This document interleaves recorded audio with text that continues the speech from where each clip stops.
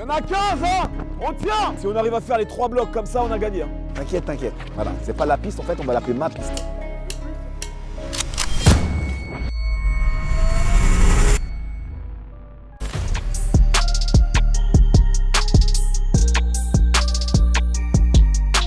Bonjour à toutes et à tous et bienvenue ici à la maison en famille sur la piste la plus célèbre de France avec un invité que je suis ravi de vous présenter, monsieur Walid Kiyar.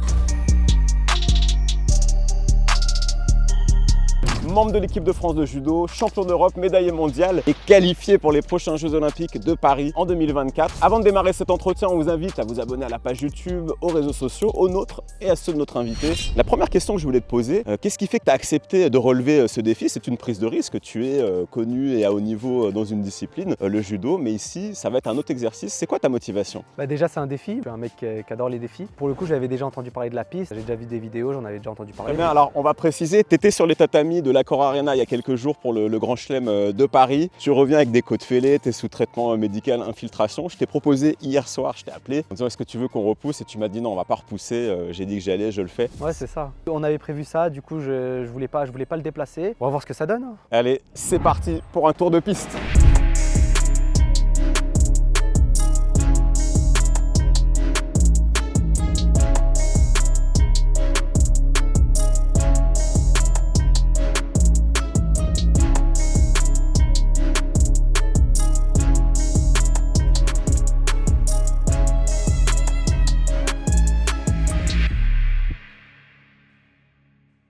Walid, je vais te présenter le coach Hat. Lui qui va te diriger pendant la séance et tous les athlètes de la Hatch Academy. Eux, ils ont l'habitude, toi peut-être un peu moins, donc ces conseils vont être précieux à mon avis. Objectif d'aujourd'hui, c'est 15 fois 400 mètres. Alors l'idée, c'est de les faire en un temps minimum qui sera de 1 minute 30, donc à pas dépasser. Voilà, 1:10 pour les meilleurs, donc je pense que tu en feras partie. Et entre chaque 400 mètres, tu auras 1 minute de récupération. Et entre chaque bloc de 5 fois 400 mètres, tu auras 2 minutes de récupération. Donc en un mot ou en 2 mots, bon courage. Échauffez-vous bien sur ce dernier tour. On va pousser là sur les 3 blocs comme d'habitude. Ok? Allez, c'est parti. Go. Ok. Si on peut aller boire vite fait. Donc là, on se concentre entre 1:10 et 1:30 maximum.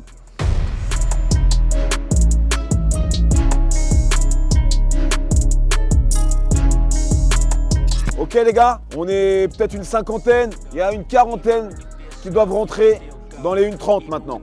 C'est bon, il faut se donner, il faut tenir. Prêt, go! Allez, il y en a 15, hein? On tient! 1:06, 1:10, 1:12, 1:13, 1:14, 1:15, 1:13. Alors les gars, je veux pas vous mettre la pression, mais un compétiteur qui fait plus d'1:30, ça craint un peu, d'accord? Donc tous les compétiteurs là que j'ai en face de moi, c'est moins d'1:30, quoi qu'il arrive. Alors on se bat. Frérot, je m'adresse à toi. Le but, c'est de faire 15 fois le même temps. Et ouais, si tu pars 1:06, frérot, c'est comme tu veux, mais tu dois tenir 1:06 tout le temps. Go!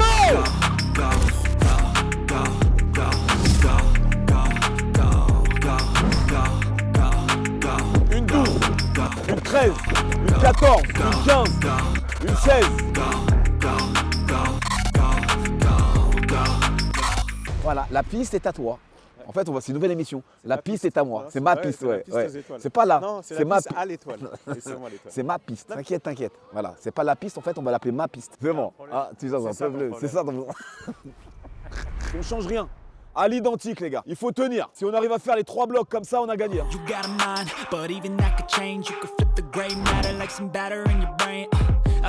Les gars, les temps sont corrects là. On reste là-dessus, hein. D'accord? On se dit pas j'ai donné, j'en peux plus là. Surtout pas. On a démarré, on finit. Les temps sont très corrects, hein. J'insiste là-dessus, les gars. Go! 1:12, 1:13, 1:14, 1:26, 1:27, 1:28. Ok, on valide, on marche. Je pense que c'est bon là. Relou.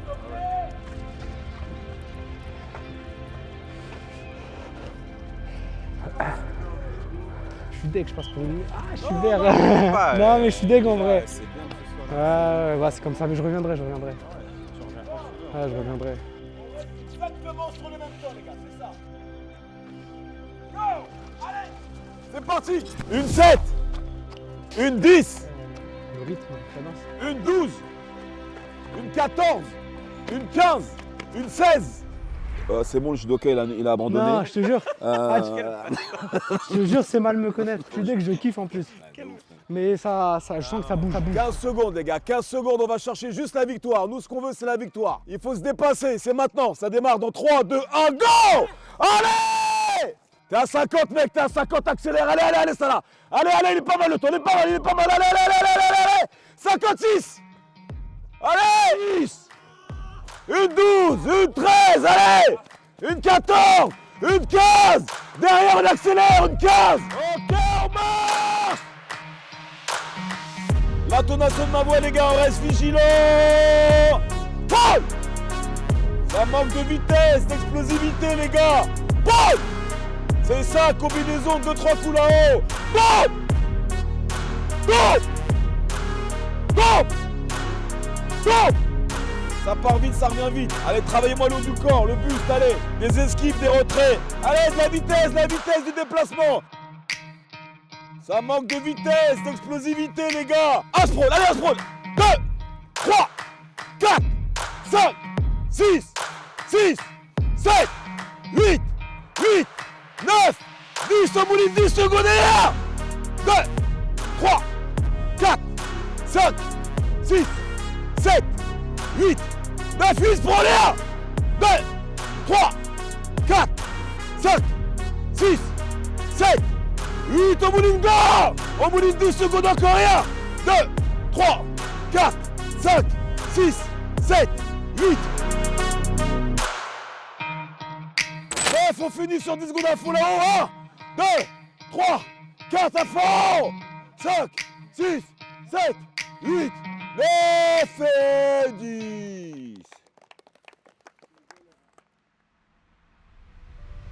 Bon Walid, tu as donc pu te tester sur la piste la plus célèbre de France. Voilà, tu étais avec les combattants pros de la Hatch Academy. On le rappelle, dans des conditions particulières, la blessure, les côtes, sous infiltration. Tu as quand même pu donner un peu. C'est quoi ton impression? C'est que franchement ils envoient, hein. Ils s'entraînent bien, technique un petit peu. Non franchement c'était cool. J'appréhendais un petit peu mais franchement ça envoie. Bon, je voulais qu'on parle un peu de toi. Évidemment, ça serait trop long de refaire toute ton histoire. Pour l'anecdote, toi et moi, on est nés dans le même hôpital. À Bondy, l'hôpital Jean Verdier. Je veux que tu nous racontes un peu tes premiers pas dans le judo. Donc, tu as vécu plutôt du côté du Blanc-Ménil, toi. Comment ça s'est passé? Né à Bondy, comme tu viens de dire. J'ai grandi à Blanc-Ménil, au Tilleul. J'ai commencé le judo là-bas. Après, j'ai rapidement déménagé, mais en tout cas, ouais, mes débuts dans le judo, c'était au Tilleul, par hasard. Je suis tombé dans le judo par hasard. Je faisais d'autres sports et au final, j'ai fait du judo, mais par pur hasard. Et bon, on va faire un saut dans le temps parce qu'on est sur un format, la piste, c'est un format de motivation. Et il y a quelque chose qui est un fil conducteur dans ta carrière depuis le début, c'est que tu es un mec qui n'a jamais rien lâché. Des fois face à une grosse concurrence, des fois seul contre tous. Et c'est un peu de ça dont je voulais qu'on parle. Tu as eu un climax dans ton parcours, le titre de champion d'Europe en senior en 2016, c'est à Kazan. C'est ça déjà, raconte-nous ce qui se passe à ce moment-là de ta vie, dans ta carrière. Comment tu te sens? Moi, je sortais des juniors en fait. À ce moment-là, je suis champion d'Europe au bout de 3 mois chez les seniors, très rapidement, l'année des Jeux Olympiques de 2016. Donc ouais, ça s'est fait très rapidement. J'avais rien préparé. Moi, je partais en compétition pour gagner les compétitions. Ouais. Et les choses ont fait que j'ai gagné ces championnats d'Europe-là de la meilleure des façons. Et je me suis retrouvé aux Jeux Olympiques très rapidement. C'était un objectif et voilà, j'en étais fier. Mais aujourd'hui, c'était un moment quand même. Ça fait un moment. Et ce qui est très touchant dans ton parcours, c'est qu'il y a cette médaille qui est majeure en 2016. Et puis, jusqu'à 2023, et une nouvelle médaille en championnat du monde en senior. Je ne vais pas dire que c'est une traversée du désert, mais voilà, tu as un parcours qui est fait de haut, de bas, et toujours, quand on s'en parle, même sur tes réseaux sociaux, voilà, c'est toujours just one dream, ne jamais rien lâcher. Qu'est-ce qui fait que, malgré 7 années sans un titre majeur, une performance majeure, tu n'as jamais lâché, tu as toujours cru en toi? Parce que je sais pourquoi j'ai commencé, pourquoi je fais tout ça, pourquoi j'ai fait tous ces sacrifices. Difficile de se dire ouais on arrête ou on lâche le steak. Moi je me suis jamais dit ça en tout cas. Et c'était dur, mais ça fait partie du sport, ça fait partie du judo et je m'étais préparé à tout ça. Je savais qu'il allait y avoir des moments difficiles, il allait y avoir des moments compliqués, mais encore une fois, je sais pourquoi je fais ça. Je pense à pourquoi j'ai commencé, le Walid quand il était petit, ce dont il rêvait, et je peux pas m'arrêter. C'est mon mindset, c'est pour ça que je fais tout ça et voilà, j'en ai pas encore fini. Donc quand en fait tu passes cette année sans la performance que tu attends, il n'y a pas un moment où tu dis je vais plus y arriver, mon heure elle est passée. Qu'est-ce qui fait que tu arrives à rester à flot comme ça? Parce que ça se joue rarement à grand chose. À chaque fois, ça se joue à rien. Ça se joue à rien. J'arrive en demi-finale. Ça se joue à rien à chaque fois. Beaucoup de blessures, comme tu viens de dire. Je me suis fait opérer 2 fois sur une Olympiade, d'une cheville et d'une pubalgie. Mais voilà, je sais qu'à un moment donné, à chaque fois, ça revient. C'est pas loin, c'est pas loin, c'est pas loin. Il manque un tout petit truc. Il manquait. Voilà, au niveau du staff, des personnes qui m'entourent, c'était correct, c'était bien. Mais il manquait toujours un petit truc, un tout petit truc. Et le détail, il a fini par arriver là en 2023 sur un championnat majeur. Entre-temps, je change de catégorie, je monte de catégorie chez les 66 kilos. Donc voilà, je fais une médaille, mais dans une nouvelle catégorie. À chaque fois, ça se joue à rien, comme je te disais. Ouais, parce que c'est marrant, toi, tu es assez présent sur les réseaux sociaux. Et moi, je voyais toujours tes posts. Et je me dis, putain, il a une foi en lui qui est assez incroyable. Il y a donc cette médaille mondiale en 2023. Qu'est-ce qui se passe à ce moment-là dans ta vie? Tu te dis, ça y est, je suis reparti sur les bons rails? Je pense que ça faisait déjà un moment que j'étais parti sur de bons rails. Ça commençait, il y avait pas mal de médailles. Déjà, quand tu changes de catégorie et que je me retrouve rapidement numéro 1 au bout de même pas 6 mois, même pas sur ma première compétition, mon premier grand chelem, je fais une médaille en battant le numéro 1 mondial. Donc je sais que je suis sur le bon chemin. Tout changement de catégorie, de nouvelles choses, des nouvelles personnes autour de moi, enfin des nouvelles personnes, en tout cas un nouveau mode de fonctionnement. Et je sais que tu le sais quand tu es sur le bon chemin, et moi je le savais. On sait que le très très haut niveau, et c'est ce que dit Hatch à ses combattants tout le temps, il n'y a pas de détails. Et qu'est-ce que tu penses qu'il y a eu comme ajustement peut-être autour de toi, dans ta façon d'appréhender les choses, qui font que tu as réussi à nouveau à performer, à battre des champions du monde? C'est que j'ai commencé, en tout cas j'ai décidé de prendre les choses moi en main et de prendre mes propres décisions. À un moment donné, j'étais un peu poussé par certaines personnes du staff à prendre certaines décisions qui ne m'allaient pas totalement à chaque fois. Et à un moment donné, en fait, j'ai dit stop, j'ai dit c'est moi, je vais prendre mes décisions. Cette compète-là, je la sens, cette compète-là, je la sens pas. C'est tout, c'est comme ça. Après, c'est moi, j'assumerai mes choix. Et je les ai, je pense, plutôt bien assumés jusqu'à aujourd'hui. Donc il y a cette médaille mondiale en championnat du monde et une médaille au championnat d'Europe juste après en senior. Comment ça se passe tout ça, cet accomplissement? Parce que c'est rare aussi de performer comme ça successivement. Comment tu te sens à ce moment-là? Je sais que je suis sur le bon chemin, je sais ce que je dois améliorer, je sais l'objectif, il est clair aujourd'hui, c'est d'être champion olympique à Paris. Et voilà, je sais que ça avance et que les choses sont en train de se mettre en place. Et je sais que ça va le faire. Alors, tu parles des Jeux Olympiques, évidemment, tu m'offres une belle passerelle. Tu as su en novembre dernier que tu allais être sélectionné. Donc tu vas représenter la France pour les Jeux Olympiques à Paris. Tu as déjà combattu sur des JO. Cette fois, ça se passe à la maison. Et puis tu arrives avec un statut de médaillé mondial, médaillé européen. Tu y vas clairement avec l'ambition de gagner? Ouais, clairement. Ouais, je vais pas m'en cacher. Après, j'y vais vraiment pour gagner. J'y vais pour être moi-même et de faire la meilleure compétition de ma vie et ma compétition de référence. Parce qu'aujourd'hui, j'ai fait beaucoup de médailles sur le circuit, on me connaît. Mais là, j'y vais pour faire ma compétition de référence. La compétition, on dira ouais, Walid, il a été présent. Tu parles de sport amateur, sport professionnel. Là, tu as évolué auprès d'athlètes qui combattent en professionnel avec la Hatch Academy. Est-ce que tu surveilles le MMA de près? À fond? À fond, ouais, je kiffe. Parce que c'était un tabou il y a quelques années, les judokas. Moi, ça n'a jamais été un tabou pour moi, en tout cas. Ouais, non, franchement, j'aime bien, je le suis.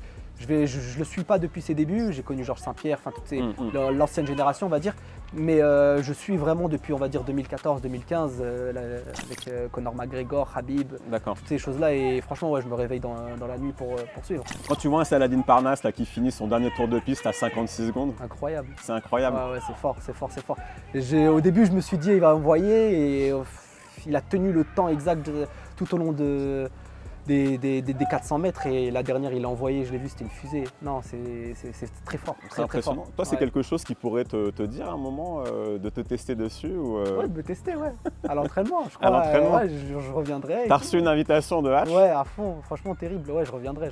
Pour conclure cet entretien, Walid, est-ce que tu aurais comme ça pour notre audience 5 références des œuvres, des livres, des films, des musiques, 5 références de motivation qui te suivent depuis des années? 2 livres, Le pouvoir du moment présent, L'art de la guerre. Ensuite, en film qui touche MMA, j'aime beaucoup le film Never Back Down. Je crois que c'est l'un des premiers films où il y a du MMA. Série Viking, D'accord, ça te motive? Ouais, à fond. C'est des trucs que tu peux fond. te mettre avant une compète, Ouais, en ouais, prépa, ok. Et le film 300. D'accord. Ça, c'est des trucs, des classiques un peu que je regarde à l'approche de compétition. Après, il y a des films, des séries. Est-ce qu'il y a des musiques que tu pourrais partager, que tu as dans les oreilles avant de J'écoute rentrer? pas de musique en compétition en Ouais. tout cas. À l'échauffement, ça m'arrive, mais c'est les musiques du moment. D'accord. J'aime beaucoup de rap, surtout du rap. Et beaucoup de Nino, j'aime beaucoup de Nino, tout en fait. Ce qui se fait au moment de la compétition. Par exemple, pour la semaine dernière, j'ai écouté du PLK, ça dépend en fait. Dernier message, la piste, c'est un pur format de motivation, de transmission aussi. Quel message de motivation tu pourrais partager à nos audiences? Que rien n'est impossible. Et moi, j'ai un mentor qui m'a toujours dit le possible est juste après l'impossible. Donc, faut aller de l'avant, faut viser très loin, il n'y a aucune limite. En fait, la limite, c'est celle qu'on se met nous-mêmes. Je pense que tout est possible. Merci mon frérot, Avec merci plaisir. beaucoup d'avoir Ouais, répondu c'était top. à l'invitation. Bon Stéphane, merci de nous avoir reçus aujourd'hui avec Walid. Je crois que rendez-vous est déjà pris, mais cette fois pas sur la piste, ça va parler projections, etc. C'est déjà la fin de cette émission, mais juste avant pour conclure, Walid, comme tu le sais, va participer aux Jeux Olympiques en quelques mois à Paris. Quels conseils tu pourrais lui donner de ton point de vue, de ton regard de coach? Bon, je pense déjà qu'il a du monde autour de lui, donc qui pourrait le conseiller. Maintenant, moi en tant que coach d'athlète de MMA, juste lui dire qu'il faut s'accrocher, il faut croire en tes rêves, et je pense que c'est ce que tu es en train de réaliser, et te battre, et ça c'est pareil, je pense que c'est ce que tu vis chaque jour. Mais nous en tout cas, si on peut te donner un maximum de force, tu peux compter sur nos athlètes. Merci. Si tu veux finir ta prépa chez nous, t'es le bienvenu. Terrible. Merci beaucoup, c'est la fin de cette émission. On vous invite à vous abonner à la chaîne YouTube, tous les réseaux sociaux, les nôtres, ceux de Walid. Voilà, on vous donne rendez-vous très bientôt pour un épisode de La Piste. À très vite.